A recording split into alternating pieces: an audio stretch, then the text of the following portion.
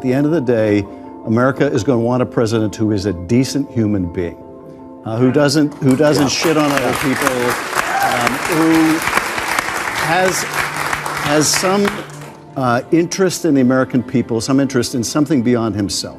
I think at the end of the day, people are going to reject this bigoted, divisive figure. I'm just giving you the answer to the question you're asking all night long. Why do they vote for Donald Trump? It's not always because they like him. No, it's because stuff like that is kookier. Bill Maher just lit up the stage with a scorching takedown, this time aimed squarely at Senator Adam Schiff. In a no-holds-barred moment, Maher ripped into Schiff's never-ending crusade against Donald Trump, calling out the futility, the obsession, and the political theater behind it all. It wasn't subtle. It was sharp, unapologetic, and struck a nerve. Don't be surprised if Schiff gives Maher's set a wide berth moving forward. It was raw. It was real. And it cut through the noise like only Maher can.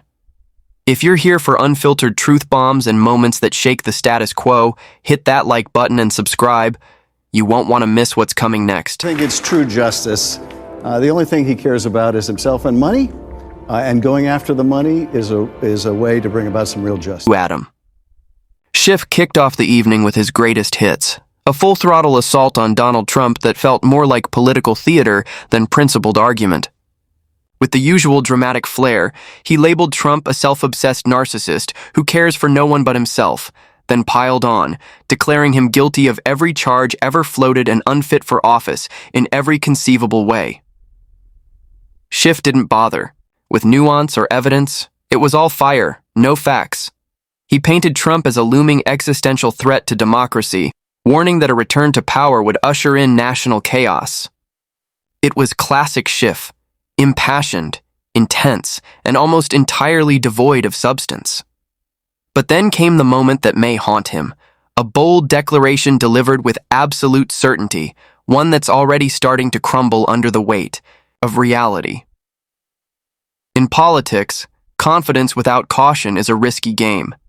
And if the tides shift, Schiff's words could end up playing on loop in all the wrong places. I don't share your pessimism about this or your pessimism about the general election. The reason why Joe Biden is going to beat Donald Trump is because at the end of the day, America is going to want a president who is a decent human being, who doesn't shit on other people, who has some interest in the American people, some interest in something beyond himself. I think at the end of the day, people are going to reject this bigoted, divisive figure. Adam Schiff rolled out his usual greatest hits against Donald Trump, hurling every insult in the book in one more desperate attempt to tear him down. But amid the familiar tirade, there was one bold claim that's aging like milk, his confident prediction that Joe Biden would win the election handily. Fast forward, and reality has flipped the script. Donald Trump is back in the White House. That prediction didn't just miss, it detonated. Schiff's once assured declarations have become a walking case study in political karma. The irony? Unmistakable. Now, with egg on his face, Schiff is scrambling to explain away a mess of his own creation. His past certainty has morphed into frantic damage control, and the optics couldn't be worse. Even the room was growing restless. Bill Maher held his composure. Barely. But Stephen A. Smith? He finally snapped, unleashing his own frustration after watching the same tired routine play out yet again. Schiff came armed with talking points, but by the end, even his audience had checked out. His direction, but somehow, some way he still survives. I mean, we're talking about a situation where he's still going to be the GOP nominee. He's still going to be running for president. You're President Biden. That's the individual that you're going to have to beat. 4 indictments, 91 counts. They ain't even bringing up the bankruptcies, ain't even bringing up this particular issue with this civil case. And somehow, some way, he puts cats to shame because he clearly has more than 9 lives. I mean, come on. Or before Bill Maher even grabbed the mic, Stephen A. Smith had already landed the first punch, and it hit hard. With zero sugarcoating, Smith tore into Adam Schiff and his political allies for their years-long crusade to take down Donald Trump. From relentless media attacks to endless investigations, from scandal recycling to outrageous comparisons that even branded Trump a modern-day Hitler, they've tried it all. And yet Trump hasn't just endured, he's thrived. Despite every prediction of his downfall, Trump remains a dominant force in American politics. No matter what's hurled his way, he bounces back, louder, sharper, and more defiant than ever. He's become the Rubik's Cube the Democrats can't solve. Every time they think they've cornered him, he slips the trap and returns with more momentum. Like him or not, his resilience is undeniable, and it's clearly pushing his critics to the brink. Then Bill Maher stepped in and turned up the heat. Tired of the left's rinse-and-repeat strategy, Maher didn't just criticize their tactics, he exposed the growing disconnect between their narrative and the reality fueling Trump's rise. What followed wasn't just critique, it was a demolition of the political echo chamber that refuses to learn from its own failures. The Atlantic put out an article last year, and it was called "Separating Sports by Sex Doesn't Make Sense." Right. And talked about how we separate sports like the WNBA just because it's just socialization. This is insane. I agree. Okay. That's why people vote for Trump. Because there's stuff like that on the left that people just go, I know Trump's horrible, but separating by sports by sex makes perfect sense. And if you think it doesn't, you can't leave the country. That's cutting. Bill Maher didn't sugarcoat a thing. He cut straight to the core, telling Adam Schiff exactly why so many Americans keep pulling the lever for Donald Trump. No spin, no politeness, just unfiltered truth.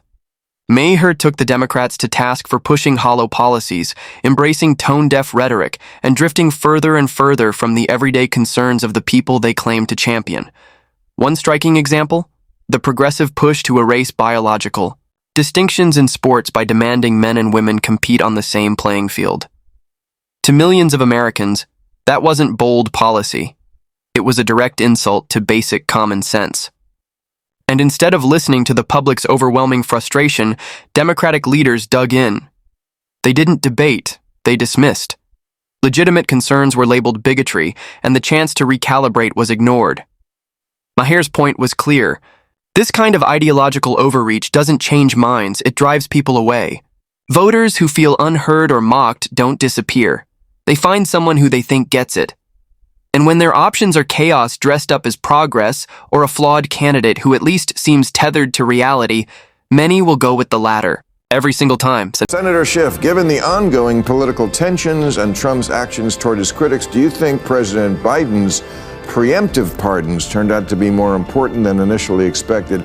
Let's first tell people what that means, preemptive pardons. That was pretty unprecedented, right? Before he left office, Joe Biden pardoned you and a number of people who he thought Trump would go after. No, I take the opposite view. I don't think he should have given the pardons at all. Really? No, I don't think he should have, and I was vocal about that at the time. Can you refuse a pardon? That's less clear because in the case of the January 6th committee, he pardoned essentially the whole committee. Did Adam Schiff just subtly throw Biden under the bus? It sure sounds like it. Senator Adam Schiff, one of the key figures in the January 6th committee, just pulled a classic Washington two-step, and it's raising eyebrows. After receiving a pardon from President Biden, along with other committee members who zealously pushed their version of events, Schiff is now downplaying the entire gesture. The question is simple. If their actions were completely justified and above reproach, why the need for a pardon in the first place? And here's where it gets messy. Instead of standing firmly behind the decision, Schiff is creating distance, minimizing the move as if it were unnecessary. He isn't calling out Biden directly, but the message between the lines is clear. I didn't need saving. It's a quiet jab at the very person who just went out on a political limb to cover him. It's opportunism wrapped in plausible deniability, a maneuver Washington insiders have mastered. This isn't just awkward, it's revealing. When things get hot, loyalty fades fast, and Schiff is already shifting blame to protect his own image. Unsurprisingly, Biden's team can't be thrilled. Even Bill Maher has called out the hypocrisy, blasting the media for ignoring the contradictions, and painting a picture that just doesn't match what people are witnessing in real time. The cracks are showing, and they're spreading. Would you like this repackaged as a short video script or social post? So the FBI came in and arrested the judge. No, I haven't heard that. Maybe I'm wrong, but I don't think I've ever read arrested a judge. So is this significant? Well, I think I'm not going to comment on something I don't know more about than what you've just told me.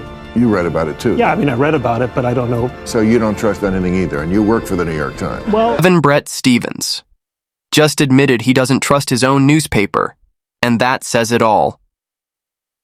When even an insider like Brett Stevens, a columnist for the New York Times, admits he can't fully trust his own publication, you know something's seriously off.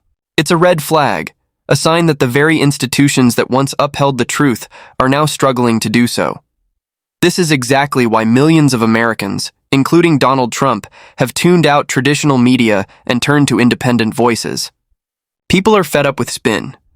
They're sick of headlines that feel more like opinion pieces than actual journalism. What's even more disturbing is how so many major outlets, once respected pillars of objective reporting, have veered into political echo chambers, especially leaning to the left. Schools are popular now, even with people who aren't Catholic, because it's the last place you can send your kid to get an old school education. And they just tell the kids, forget about the Jesus stuff. Just,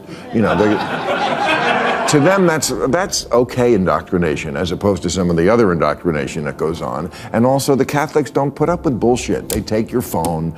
You have to learn your P's and Q's and your grammar and all this kind of stuff. And that's what I just don't understand, that parents don't have the whip hand anymore. Not that you should actually use a whip. And I don't have kids, so I don't know that firsthand, but every movie and TV show that has a teenager in it cannot be mischaracterizing this. And the kids they don't listen to their parents, they turn their back on them, they walk out of the room, things that would just get me shut down when I was a kid. Journalism, once a beacon of democracy, has devolved into a scripted performance. The cracks in the mainstream media's facade are growing, and each new crack only validates what many of us have known for years. If you want the truth, it's no longer inside the establishment. You have to look outside of it to find it. I respect the fact that you don't share my pessimism. I truly do. I understand where you're coming from. But I think that's part of the problem. I think the Democratic Party should share my pessimism. I think they should be on high alert. I think they need to treat him with the seriousness that it deserves, because you having a lot of faith in the American people. The man did get over 74 million votes. You've got people that are looking at Joe Biden. I'm not going to call him a cognitive mess or anything like that. That's very disrespectful. I would never speak about our president that way. But when you're 82 years of age, it's not offensive to say you're no longer a spring chicken and you don't seem to have